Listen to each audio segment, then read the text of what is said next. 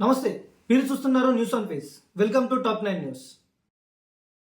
జూబ్లీహిల్స్ ఉప ఎన్నికల్లో కాంగ్రెస్ అభ్యర్థిగా నవీన్ యాదవ్ ఫైనల్ అయ్యారు. ఏఐసిసి అధికారికంగా ఆయన పేరును ప్రకటించింది. గత కొన్ని రోజులుగా పలువురి పేర్లు చర్చలో ఉన్నా చివరికి అదృష్టం నవీన్ యాదవ్ వైపు ముగ్గింది. ఇప్పటికే బీఆర్ఎస్ పార్టీ దివంగత ఎమ్మెల్యే మాగంటి గోపీనాథ్ సతీమణి సునీతను తమ అభ్యర్థిగా ప్రకటించింది. ఇక టీడీపీ, ఏఐఎంఐఎంలు పోటీ నుంచి తప్పుకోవడంతో ఇప్పుడు బీజేపీ అభ్యర్థి పేరుపై రాజకీయ వర్గాల్లో ఉత్కంఠ నెలకొంది. హైదరాబాద్లో కేటీఆర్ను హౌస్ అరెస్ట్ చేసిన ఘటనపై రాజకీయ వాతావరణం వేడెక్కింది. పెంచిన ఆర్టీసీ ఛార్జీలకు వ్యతిరేకంగా శాంతియుతంగా నిరసనకు వెళ్లాలన్న ప్రభుత్వం పోలీసులను భారీగా మోహరించిందని కేటీఆర్ ఆగ్రహం వ్యక్తం చేశారు. ఒక వ్యక్తిని బస్సు ఎక్కనీయకుండా ఇంతమంది పోలీసులు ఎందుకు అని ప్రశ్నించారు. మమ్మల్ని అడ్డుకోవడంలో ఉన్న ఉత్సాహం నేరాల నియంత్రణలో చూపాలని వ్యాఖ్యానించారు. ఛార్జీలను వెనక్కి తీసుకునే వరకు నిరసన కొనసాగుతుందని హెచ్చరించారు. కోనసీమ జిల్లాలో జరిగిన అగ్ని ప్రమాదంపై హోంమంత్రి అనిత స్పందించారు. మృతుల కుటుంబాలకు ప్రగాఢ సానుభూతి వ్యక్తం చేస్తూ ప్రభుత్వం వారికి అండగా ఉంటుందని భరోసా ఇచ్చారు. మంటలు పూర్తిగా అదుపులోకి వచ్చాయని, క్షతగాత్రులకు మెరుగైన వైద్యం అందించాలంటూ అధికారులను ఆదేశించారు. బాధితులకు అవసరమైన అన్ని సహాయాలు అందేలా చర్యలు తీసుకుంటున్నట్లు మంత్రి తెలిపారు. ఏపీ లిక్కర్ స్కామ్ కేసులో అరెస్టైన రాజ్యసభ సభ్యుడు మిథున్ రెడ్డికి ఏసీబీ కోర్టు నుంచి పెద్ద ఊరట లభించింది. న్యూయార్క్ పర్యటన కోసం పాస్పోర్ట్ను తిరిగి ఇవ్వాలని ఆయన చేసిన పిటిషన్పై కోర్టు సానుకూలంగా స్పందించింది. కొన్ని షరతులతో పాస్పోర్ట్ను తిరిగి ఇవ్వాలని కోర్టు ఆదేశించింది. విచారణకు పూర్తిగా సహకరించాలని కూడా స్పష్టం చేసింది. దీంతో మిథున్ రెడ్డి అమెరికా వెళ్లేందుకు మార్గం సుగమమైంది. ఆయన ఐక్యరాజ్య సమితి జనరల్ అసెంబ్లీ సమావేశాలకు హాజరవనున్నట్టు సమాచారం. ఆత్మనిర్భర్ భారత్ సత్తా మరోసారి చాటుకుంది.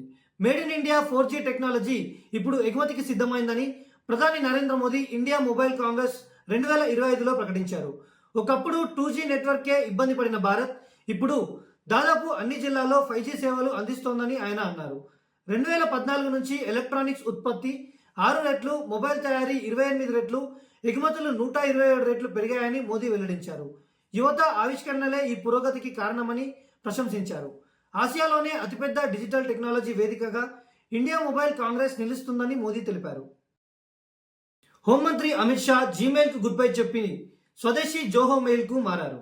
ఆత్మనిర్భర్ భారత్ దిశగా ఇది మరో కీలక అడుగుగా భావిస్తున్నారు. తన కొత్త ఈమెయిల్ ఐడిని స్వయంగా సోషల్ మీడియా ద్వారా ప్రకటించిన అమిత్ షా ఇకపై అన్ని అధికారిక మెయిళ్ల కోసం జోహో మెయిల్ను వాడతానని తెలిపారు. కొద్ది రోజుల క్రితం రైల్వే, ఐటీ శాఖ మంత్రి అశ్విన్ వైష్ణవ్ కూడా జోహోకు మారారు. జోహో యాప్స్ వినియోగాన్ని ప్రోత్సహిస్తూ విద్యాశాఖ కూడా అధికారులకు ఆదేశాలు జారీ చేసింది. చెన్నైకి చెందిన శ్రీధర్ వెంబు స్థాపించిన జోహో కంపెనీ దేశీయ టెక్ రంగంలో గ్లోబల్ స్థాయిలో పేరు తెచ్చుకుంది.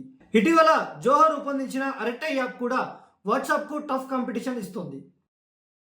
అమెరికా అధ్యక్షుడు డొనాల్డ్ ట్రంప్ మరోసారి భారత విద్యార్థులపై కఠిన నిర్ణయం తీసుకున్నారు. కొత్త నిబంధనల ప్రకారం యుఎస్ యూనివర్సిటీల్లో అంతర్జాతీయ అండర్ గ్రాడ్యుయేట్ విద్యార్థులు 15% మాత్రమే ఉండాలి. అందులో ఒకే దేశానికి చెందిన వారు 5% మాత్రమే అనుమతి. అంటే భారత విద్యార్థుల సీట్లు భారీగా తగ్గనున్నాయి. ప్రస్తుతం అమెరికాలో 10 లక్షల మంది భారత విద్యార్థులు ఉన్నారు. వీరిలో ఎక్కువ మంది అండర్ గ్రాడ్యుయేట్ కోర్సుల్లోనే ఉన్నారు. కొత్త రూల్ వల్ల అమెరికా వెళ్లే భారత విద్యార్థుల సంఖ్య గణనీయంగా తగ్గే అవకాశం ఉందని నిపుణులు చెబుతున్నారు. బ్రిటన్ ప్రధాని కీర్ స్టార్మర్ నిన్న భారత్కి వచ్చారు. ఇది ఆయన తొలి అధికారిక పర్యటన. ముంబై ఎయిర్పోర్ట్లో governor Acharya Devvrat, CM Fadnavis, deputy CM Shinde, Ajit పవార్లు స్వాగతం పలికారు. 125 మంది సభ్యులతో భారీ వాణిజ్య బృందంతో వచ్చిన స్టార్మర్ ముంబైలో వ్యాపారవేత్తలతో సమావేశమయ్యారు. ఈ సందర్భంగా తీసుకున్న సెల్ఫీ సోషల్ మీడియాలో వైరల్ అయింది.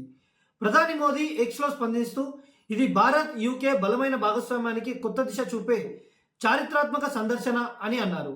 ఈరోజు మోదీ, స్టార్మర్ ముంబైలో కీలక చర్చలు జరపనున్నారు.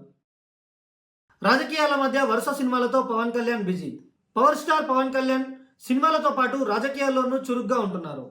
ఆయన ఒప్పుకున్న సినిమాలను పూర్తి చేస్తూనే Dil Raju, peoples media factory అధినేత విశ్వప్రసాద్, ఎస్ఆర్డి ఎంటర్టైన్మెంట్స్ అధినేత రామ్ తాల్లూరితో పాటు మరో 3 నిర్మాతలకు కూడా డేట్స్ ఇచ్చినట్లు వార్తలు వస్తున్నాయి. ఓజీ సినిమా సీక్వెల్స్, ప్రీక్వెల్ పై ఆసక్తి చూపిన పవన్ డివివి దానయ్యకు కూడా డేట్స్ ఇచ్చి ఉండవచ్చని ప్రచారం జరుగుతోంది. మొత్తం సినిమాలు మానేస్తాడనుకున్న పవన్ కళ్యాణ్ ఇలా వరుస ప్రాజెక్టులకు డేట్స్ కేటాయించడం సినీ వర్గాల్లో ఆసక్తి రేకెత్తిస్తోంది.